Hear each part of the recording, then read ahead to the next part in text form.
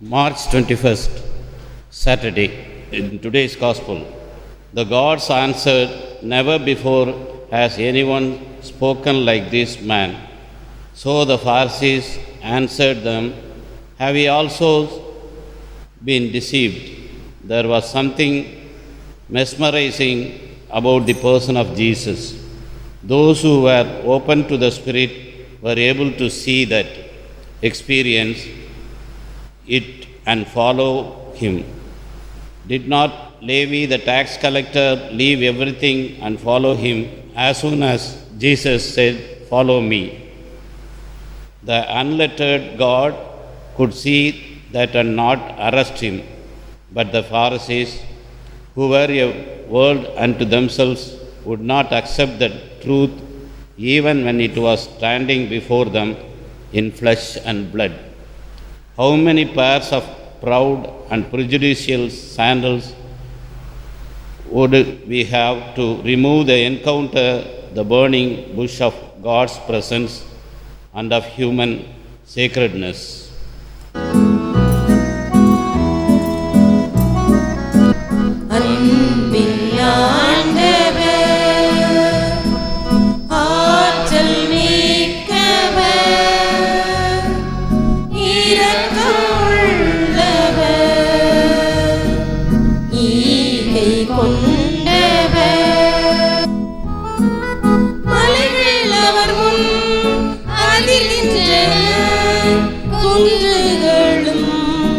அவர் முன்னே கரைகின்றன. ஆண்டவரில் நம்பிக்கை வைப்பவர், ஆண்டவரில் நம்பிக்கை வைப்பவர் என்றும் அவர் முன்னில் வாழ்பவர், என்றும் அவர் முன்னில் வாழ்பவர்.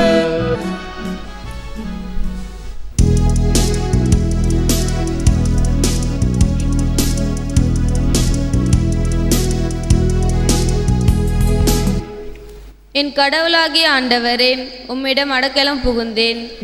கடவுளே என் கேடயம், நேரிய உள்ளத்தோரை அவர் விடுவிப்பார்.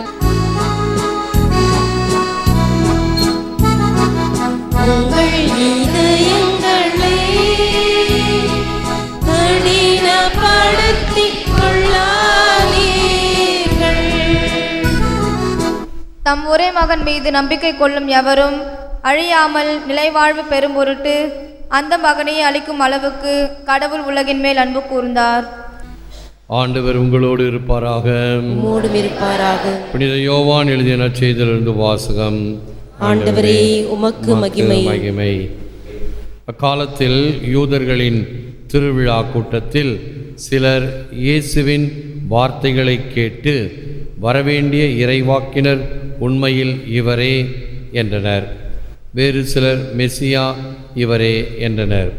மற்றும் சிலர், கலிலேயாவில் இருந்தா மெசியா வருவார்? தாவீதின் மரபிலிருந்தும் அவர் குடியிருந்த பெத்லகேம் ஊரில் இருந்தும் மெசியா வருவார் என்று அல்லவா மறைநூல் கூறுகிறது என்றனர்.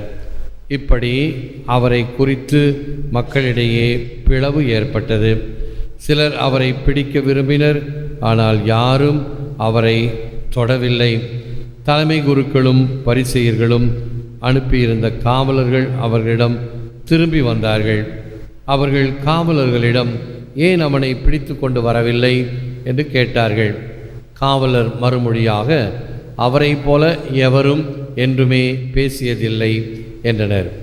பரிசேயர் அவர்களை பார்த்து, நீங்களும் ஏமாந்து போனீர்களோ? தலைவர்களிலாவது பரிசேயர்களிலாவது அவனை நம்புவோர் யாராவது உண்டா? இம்மக்கள் கூட்டத்துக்கு திருச்சட்டம் தெரியாது, இவர்கள் சபிக்கப்பட்டவர்கள் என்றனர்.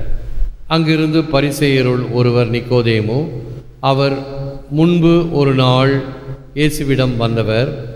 அவர் அவர்களிடம், ஒருவரது வாக்குமூலத்தை கேளாது அவர் என்ன செய்தார் என்று அறியாது ஒருவருக்கு தீர்ப்பளிப்பது நமது சட்டப்படி முறையாகுமா என்று கேட்டார். அவர்கள் மறுமொழியாக, நீரும் கலிலேயரா என்ன? மறைநூலை துருவி ஆய்ந்து பாரும். அப்போது கலிலேயாவிலிருந்து இறைவாக்கினர் யாரும் தோன்றுவதில்லை என்பதை அறிந்து கொள்வீர் என்றார்கள்.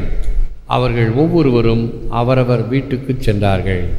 இது கிறிஸ்து வழங்கும் வாழ்வு தரும் நற்செய்தி. கிறிஸ்துவே உமக்கு புகழ். No one has ever spoken like him. அவரை போல எவரும் என்றுமே பேசியதில்லை. அன்பான சகோதர சகோதரிகளே, அன்பான பிள்ளைகளே, அன்பான தொலைக்காட்சி நேயர் விசுவாசிகளே, the Nazarene spoke of a longing that lodged in the heart. கலில் கிப்ரான் தன் இதயத்தில் பொதிந்து கிடந்த வாஞ்சையையே நசரேயனாகிய இயேசு பேசினார். உள்ளத்தின் நிறைவால் வாய் பேசும் என்பதும் நற்செய்தி.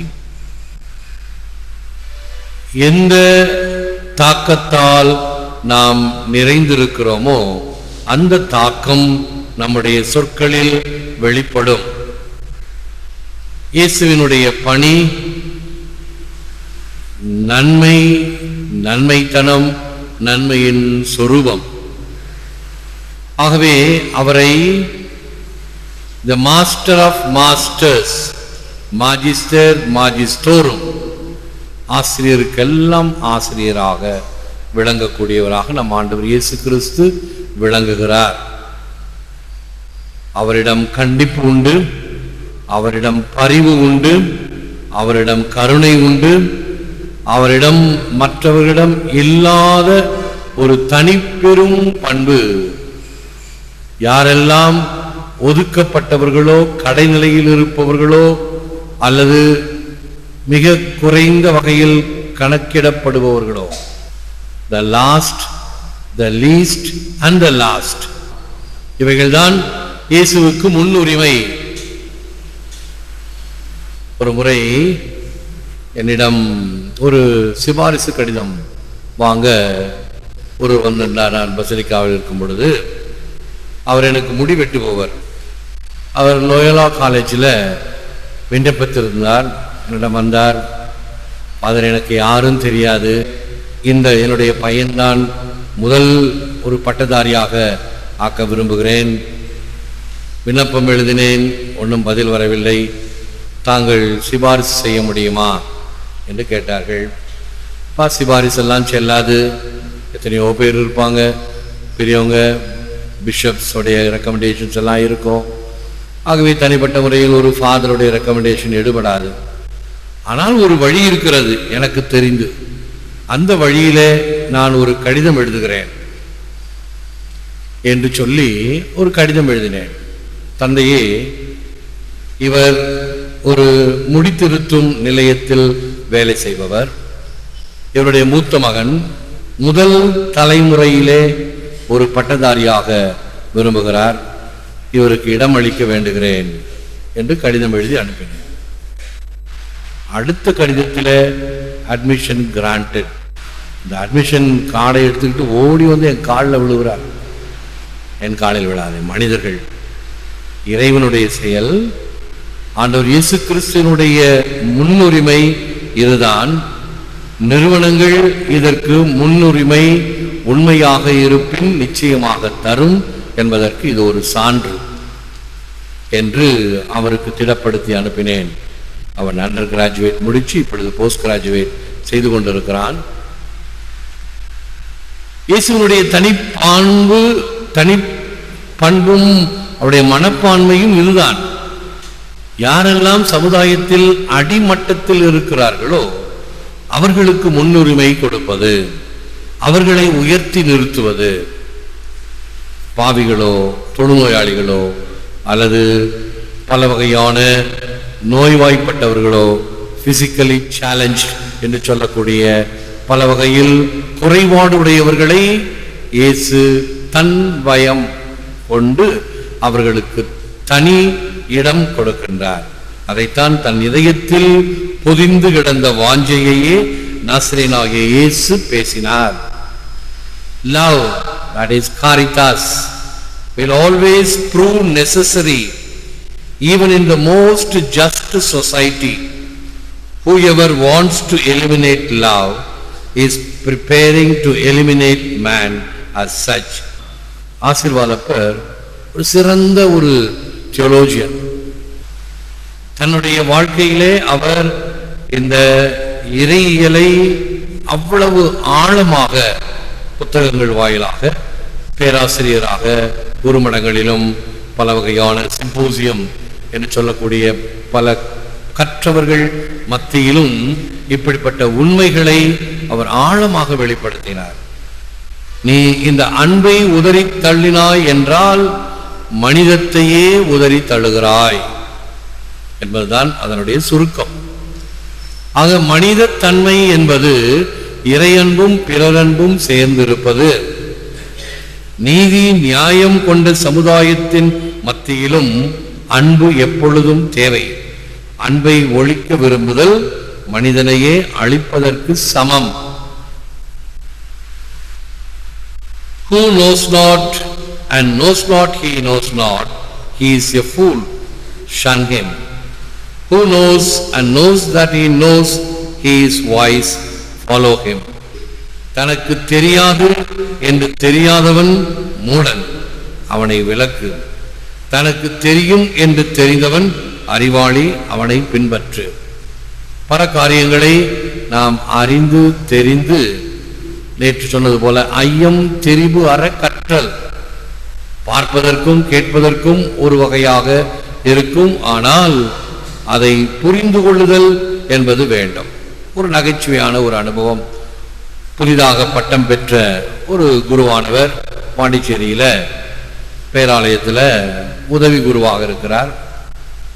அவர்கிட்ட ஒருத்தர் சொல்றாரு, ஃபாதர் சகாய மாதா கையை காணா ஃபாதர். சகாய மாதா கையா? சகாய மாதாவுக்கு சுரூபம் கிடையாது, படம் தானே இருக்கும், இவர் கையை காணான்றாரே. சரி, நான் பங்குசாமியார்கிட்ட கேட்டு சொல்றேன் அப்படின்னு சொல்லிட்டு சாப்பாட்டில் பங்குசாமியார்கிட்ட சொன்னார். அப்பா, பாண்டிச்சேரியில் இருக்கிறவங்கெல்லாம் ஒரு சில பிரெஞ்சு வார்த்தைகள்லாம் கூட பயன்படுத்துவாங்க. கையேன்னு சொன்னா புத்தகம், நவநாள் புத்தகம். அவருடைய நவநாள் புத்தகத்தை காணான்னு சொன்னாரு. ஓ அப்படியா அப்படின்னா, கையே புத்தகம், நவநாள் புத்தகத்தை காணான்னு அவர் சொன்னார். இவர் என்ன நினைச்சுக்கிட்டாரு, சகாயமாதா கையை காணான். ஐயம் திரிவு அற கற்றல், அது பிரெஞ்சு மொழியில அவர் பிரெஞ்சில் பேசுறாரு. இப்ப கூட மருத்துவமனை என்று சொல்ல மாட்டாங்க பாண்டிச்சேரியில், ஒப்பிட்டால். இந்த வார்த்தைகளை புரிந்து இருந்தால்தான் அவைகளை நாம் புரிந்து கொள்ள முடியும். ஆகவே எவைகளையெல்லாம் தெரிந்து கொள்ள வேண்டியமோ அந்த நாட்டு நடப்பிற்கு ஏற்ப தெரிந்து கொண்டு அதை புரிந்து கொண்டு வாழ்தல். Dukes and just men are usually not snobs, because both are free of social pretension. It is the people in the middle who become snobs. பிரபுக்களும் கூலி வேலை செய்பவர்களும் ஜாதி வெறியர்கள் அல்ல. அவர்களிடம் சமூக போலித்தனமும் இல்லை. இடைப்பட்ட மக்கள் தான் ஜாதி அகந்தை கொண்டவர். அவர்கள் பிற மக்களை தன் விருப்பத்திற்கு பகடைக்காயாக பயன்படுத்துகின்றனர். மிக உயர்ந்தவர்களும் சரி, பெரிய பணக்காரர்கள், மிக சாதாரண நிலையில் கீழ்நிலையில் இருக்கக்கூடிய வசதி இல்லாதவர்களும் சரி, அவர்களுக்கு எந்த விதமான பிரச்சனையும் கிடையாது. ஜாதி சமயம் சாதம் இல்லாமல் இந்த இடைப்பட்டவர்கள் இருக்கிறாங்களே, குண்டு சட்டிக்குள்ளார குதிரை ஓட்டிக்கிட்டு, அது ஜாதி வர்ணமோ சமய வர்ணமோ மொழி வர்ணமோ இன வர்ணமோ ஏதாவது ஒன்றை தூண்டிவிட்டு கொண்டு அதன் வழியாக ஆதாயத்தை கடைபிடிப்பவர்கள், இவங்களாலதான் பிரச்சனை. நாட்டில் இப்பொழுது அதிகமாக இருப்பது இவைகள்தான். எப்பொழுது இவைகளை இனம் கண்டுகொள்கிறோமோ அப்பொழுதுதான் நாம் ஒரு நீதி நியாயம் நிறைந்த சமுதாயத்தை உருவாக்க முடியும். Snobs are forever trying to climb over other people, and what propels them forward is that there are always more people to be climbed over. ஒருவரை மிஞ்சிக் கொண்டு வாழ்வது என்பது இந்த சமுதாயம். அவங்களுக்கு சொல்லியிருக்கிற இந்த நண்டுகள் என்ன செய்யும், எந்த நண்டையும் மேலே ஏற விடாது. ஒரு நண்டு மேலே ஏறிச்சுன்னா அந்த நண்டு அடுத்ததை பிடிச்சி கீழே இழுத்துரும். இதுதான் நண்டுகளுடைய தன்மை. உண்மை யாராவது ஒருத்தர் முன் வந்தால் அதை ஏதாவது சொல்லி களைச்சு கிளைச்சு அதை ஒரு வகைப்படுத்தி அமுக்கிவிட வேண்டும், நாசமாக்க வேண்டும், ஒன்றுமில்லாமையாக்க வேண்டும் என்கின்ற வகையில் இருப்பவர்கள் ஏராளம். இவர்களுக்கும் மத்தியில் நான் வாழ வேண்டும் என்றால் அதற்கும் ஒரு உதாரணம் இருக்கிறது. கடலிலே பாருங்கள், எல்லா வகை மீன்களும் வாழ்கின்றன, திமிங்கலங்களும் வாழ்கின்றன, சிறு குட்டி மீன்களும் வாழ்கின்றன. அந்த குட்டி மீன்கள் என்ன செய்ய வேண்டும்? ஆபத்தை விலக்கி எங்கே ஆபத்தில்லாத இடத்தில் அவர்கள் இருந்தால் அதற்கு பயமில்லை. ஆகவே இப்படி காலத்திற்கேற்றவாறு நாம் செயல்படுதல் வேண்டும். நாசமின்றி நம்மை நிதம் காப்பார், நம் அகந்தையை நாம் கொன்றுவிட்டால் என்பது பாரதியாருடைய வார்த்தைகள். நாசமின்றி நம்மை நிதம் காப்பார். எத்தகைய அழிவும் நமக்கு வராது எப்பொழுது நம் அகந்தையை நாம் கொண்டு விட்டால். அகந்தை, இருமாப்பு, ஆணவம், ஈகோ இவைகள்தான் நம்மை அழிக்கின்றவைகள். Do not judge and you will not be judged. பிறரை தீர்ப்பிடாதீர்கள், நீங்களும் தீர்ப்பிடப்பட மாட்டீர்கள் என்பது நற்செய்தி. 6 வகையான இம்பார்ட்டன்ட் வேர்ட்ஸ், இவைகளை அடிக்கடி நாம் பயன்படுத்துதல் சாலச் சிறந்தது. I admit that I was wrong. You did a great job. What do you think? Could you please? Thank you. The least important word, the I, capital letter. நான் தவறு செய்தேன் என ஏற்றுக்கொள்கிறேன். நீ சிறந்த செயல் செய்தாய். நீங்கள் என்ன நினைக்கிறீர்கள்? தயவு செய்து, ப்ளீஸ், நன்றி. கடைசி நான் என்பது மிகவும் முக்கியமற்ற வார்த்தை. ஆனால் இதைத்தான் நாம் மிக மிக அதிகமாக பயன்படுத்துகிறோம். இத்தகைய பின்னணியில் செபிப்போம், முழுநாள் இருப்போம். Lord Jesus, free us from the darkness of error, guide us in your gentle mercy, for left to ourselves we cannot do your will. ஆண்டவராகிய இயேசுவே, பாவ இருளிலிருந்து எங்களை விடுவித்தருளும். உம்முடைய இரக்கத்தினால் எங்களை வழிநடத்தியருளும். ஏனெனில் உமது துணையின்றி எங்களால் ஏதும் செய்ய இயலாது. யாருக்கெல்லாம் முக்கியத்துவம் தேவையோ அவர்களுக்கு முக்கியத்துவம் கொடுக்கக்கூடிய வகையில், எவையெல்லாம் தேவையில்லையோ அவைகள் எல்லாம் களைந்து தேவையானவைகளை முன்னுரிமை கொடுத்து வாழ வழிவகை செய்தருளும். ஏற்று வரமருளும் இறைவா, காக்கும் கரங்களினால். ஆமென்.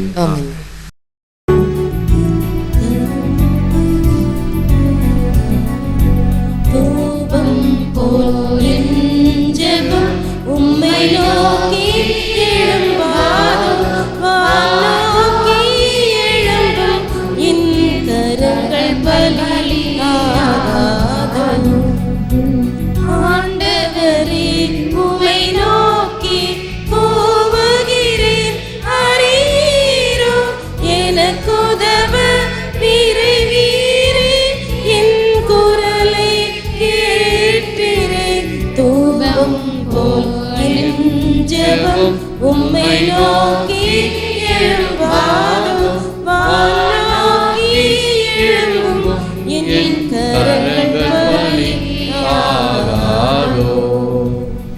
நன்றி. எழுந்து நிற்போம், ஆசை பெறுவோம். ஆண்டவர் உங்களோடு இருப்பாராக. உம்மோடும் இருப்பாராக. எல்லாமல்ல இறைவன் பிதா, சுதன், பரிசுத்த ஆவி உங்களை ஆசீர்வதிப்பாராக. ஆமென். சென்று வாழுங்கள், திருப்பலி நிறைவேறிற்று.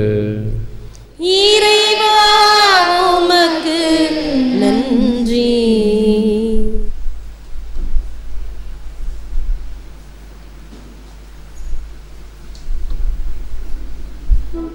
பிதாசுதன் பரிசுத்த ஆவியின் பெயராலே ஆமென். இயேசுவுக்கே புகழ். மரியே வாழ்க.